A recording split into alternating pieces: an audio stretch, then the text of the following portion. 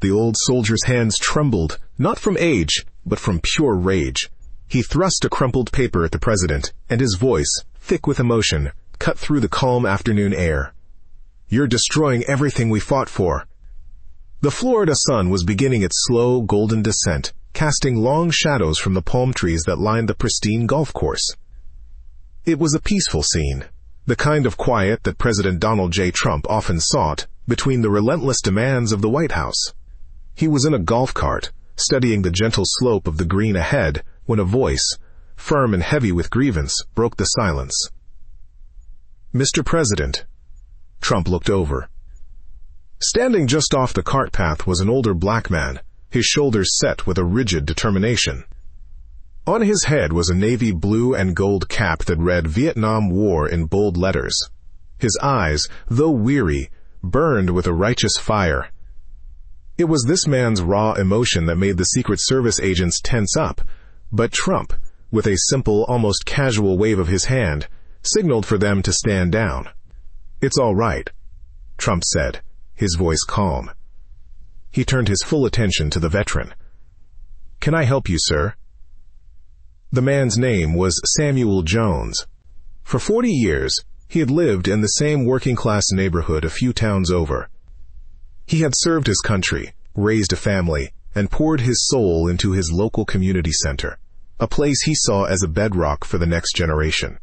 And now, he believed the president was trying to tear it all down. "You can help by explaining this," Samuel said, stepping forward. He held out a piece of paper. It was wrinkled and worn, as if it had been folded and unfolded a dozen times in an anxious hand.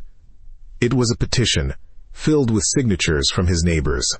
"You signed that executive order a few weeks back, the one cutting the grants. Did you know you were gutting our community, our kids? The Lincoln Center is losing its federal funding because of you. That place is all some of these kids have." President Trump looked from the veteran's impassioned face down to the crumpled paper. He wore a red MAGA hat and a white polo shirt, his sunglasses tucked into the collar. His expression, usually animated for the cameras, was now one of quiet, intense focus. He didn't dismiss Samuel. He didn't delegate the issue to an aide. Instead, he did something that surprised Samuel. He patted the empty seat beside him in the golf cart. "Sit down," Trump said, not as a command, but as an invitation. "Let me see that." Hesitantly, Samuel Jones sat. He watched as the president took the petition, his large hands carefully smoothing out the creases. For a long moment, the only sound was the rustle of the paper and the distant chirping of birds. The president read every word, his brow furrowed in concentration. When he finished, he didn't look angry. He looked thoughtful. He folded the paper neatly and handed it back to Samuel. "Samuel, is that your name on the cap?" he asked gently. "It's Jones." "Samuel Jones," the veteran replied, his tone still guarded. "Samuel," Trump began, turning to face him fully, "tell me what they told you this executive order was about. The people who gave you this petition. What did they say?" Samuel took a breath, the anger still simmering. "They said it was a blanket cut, that you were targeting programs in poor neighborhoods to pay for military parades and tax cuts for your friends. They said you signed a piece of paper in Washington without a single thought for who it would hurt. They said our after-school programs, our tutoring, our youth sports, all of it was on the chopping block because of you." The president listened, nodding slowly, his eyes never leaving Samuel's. There was no defensiveness in his posture, only a patient stillness. "They told you it was about taking money from kids, didn't they?" Trump said. "It wasn't a question. It was a statement. They told you we were shutting down a place that keeps children off the street." "Yes," Samuel said, his voice rising slightly. "And they were right. We're already getting notices. The funding is being pulled." "The funding is being pulled," Trump agreed, his tone steady and reassuring. "But they didn't tell you why. They didn't tell you the truth, Samuel." He leaned in slightly, his voice dropping. "A few months ago, we got a report. It was about how certain organizations were using federal grant money, taxpayer money, your money. And what they were doing with it? It wasn't for tutoring or basketball. This executive order wasn't a blanket cut. It was a scalpel. It was designed to stop funding from going to any group that pushes a specific, divisive agenda on our children. Samuel frowned, confused. What agenda? We teach kids to read. We help them with their homework. On the surface, yes, Trump continued. But do you know the new organization that took over the curriculum development at the Lincoln Center last year? A group called Future Forward Initiative. Samuel's eyes flickered with a hint of recognition. He'd seen the new pamphlets. He'd met the new youth counselors. Young, idealistic people who spoke in buzzwords he didn't fully understand. They use names like that to sound harmless, the president said, seeing the shift in Samuel's expression. Samuel, that group was using federal funds to teach 6- and 7-year-old children that our country is an evil place. They were handing out materials that said the American flag is a symbol of oppression. They were running, quote, workshops, where they separated children by their race and taught them to feel guilt or resentment based on the color of their skin. He paused, letting the words sink in. They weren't teaching unity. They were teaching division.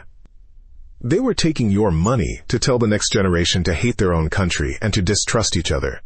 They were taking everything you fought for in Vietnam, the ideal of one nation, indivisible, and they were poisoning it at the root. The air in the golf cart grew thick, with a new kind of tension. Samuel's anger began to curdle into a sick feeling of doubt. He thought back to a conversation he'd overheard a few weeks ago. A young counselor was telling a group of kids that the Founding Fathers were no different from the world's worst villains. At the time, he dismissed it as youthful nonsense. Now, it felt sinister. He remembered the petition organizer, a smooth-talking activist, who had expertly stoked his fears, who had framed the issue as a heartless president hurting a poor community. I didn't know, Samuel whispered, the crumpled petition suddenly feeling heavy and shameful in his lap. Of course you didn't, Trump said, his voice softening with empathy. They don't want you to know. They count on good people like you, people who care deeply about their community, to be their shield. They wrap their radical politics in the language of compassion. They use your good heart against you. He pointed back toward the fairway. Look, Samuel, building something, whether it's a business or a country, is hard. It takes work.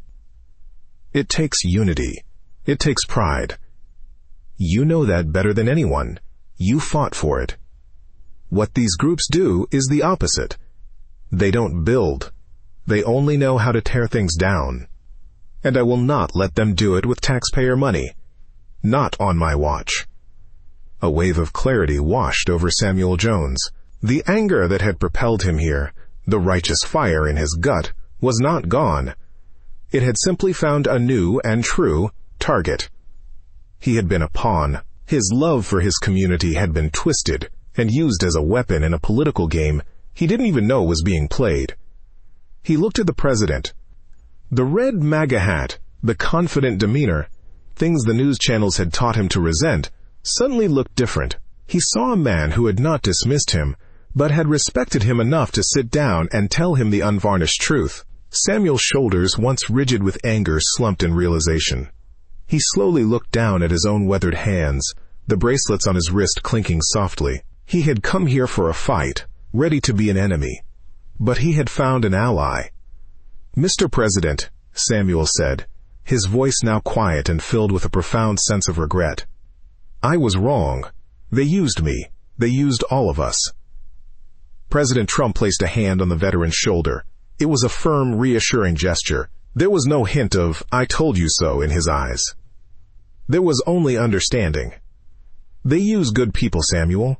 That's their strategy, he said. But they can only win if the truth stays hidden. The important thing is, you see it now. You're a patriot. You always were. For another minute, they sat in silence as the sun bled across the horizon. The conflict was over. A bridge had been built, not with politics, but with a simple, direct conversation. Samuel Jones left the golf course that day with the crumpled petition still in his hand, but it no longer felt like a weapon. It felt like a lesson. What do you think was the most important thing the president said to change the veteran's mind? Let us know your thoughts in the comments. And if you enjoy stories about leadership and truth, make sure to subscribe to our channel for more.